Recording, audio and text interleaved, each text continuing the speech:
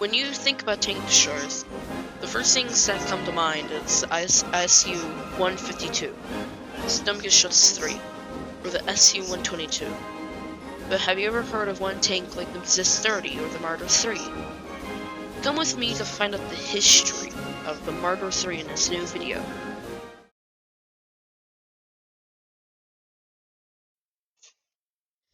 Do you see these guns?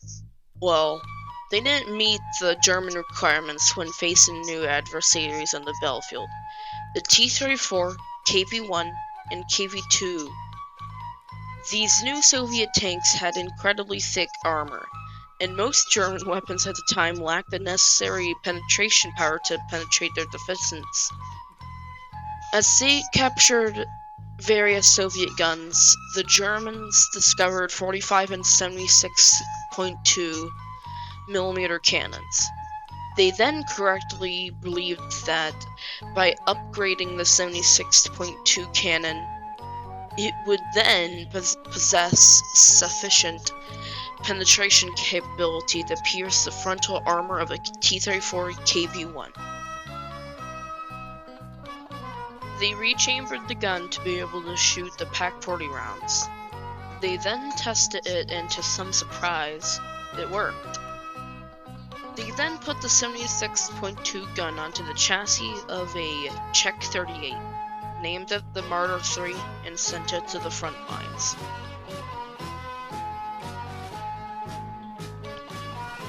You may wonder though, why is it named the Marder 3 and not the Marder 1?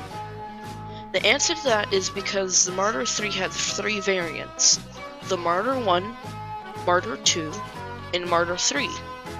The Marder 1 being a Lorraine chassis, which is a French long-range AT chassis, the Marder 2 being a Panzer II chassis, and of course the Marder 3, the one we were talking about today. I hope you all know that if this video gets enough likes and gets popular, I'll do videos on the other two variants of the Marder class tank destroyer. Anyways, let's get back on topic. Oh, and before I get back on topic, please like, subscribe, and hit that bell. It helps me out a lot to get to my dream of being a popular YouTuber. And now, with that being said, let's get back onto topic now.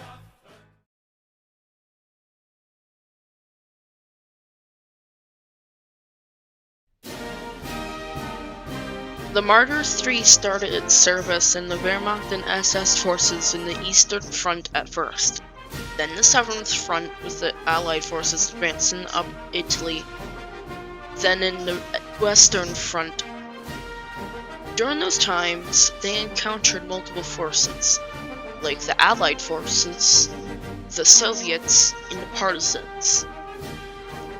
I will start from the start in 1942 to 1945 and include pictures of what happened to the Marder 3s as we go along the battles they all endured.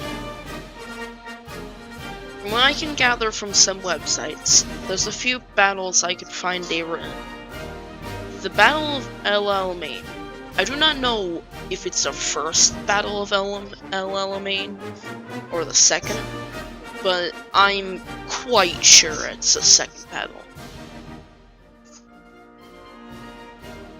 During the battle, all but one Marder 3 and the 33rd Anti-Tank Battalion were all lost. During the battle, they did good defeating most British tanks, but only succeeded with heavy losses as well. During the Battle of El Alamein, another company lost all of its Marder 3s. During the defense of Tunis and the retreat of the Axis in North Africa, 10 to 20 Marder 3s defended the German and Italian retreat until the Germans in North Africa surrendered.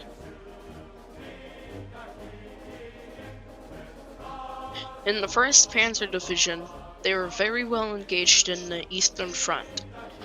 They then were supplied with 6 Marder 3s that would be going to the 37th Anti-Tank Battalion. The battalion's first action was during an attack on Soviet forces on the outskirts of... I will not pronounce that, instead displaying the screen.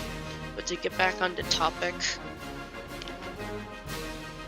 the battalion was credited with 99 destroyed Soviet tanks, somewhat good for the Germans, but after, they were allowed to rest by going to France. The remainder of the Marder 3s that were left under the command of that battalion were left behind for some other units to get. The next division that would get the Marder 3s were the 2nd Panzer Division, and a battalion that would get it is the 38th Anti-Tank Battalion. After the 38th Anti-Tank Battalion trained with the new Marder 3s, they were then slammed with a massive battle in Bajol.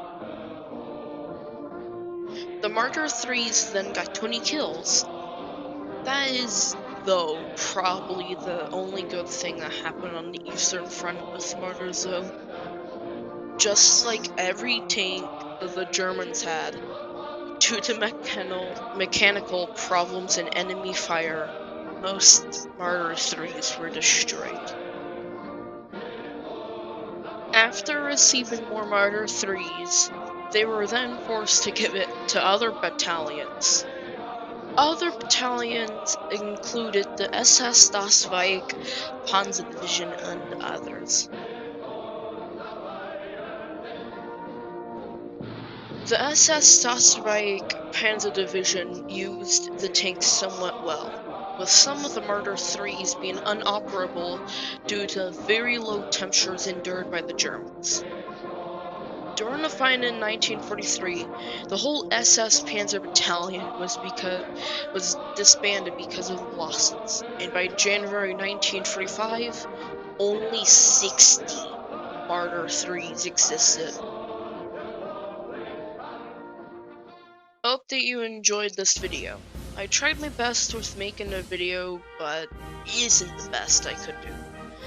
I hope you like how I sound, and I don't sound too young to you all.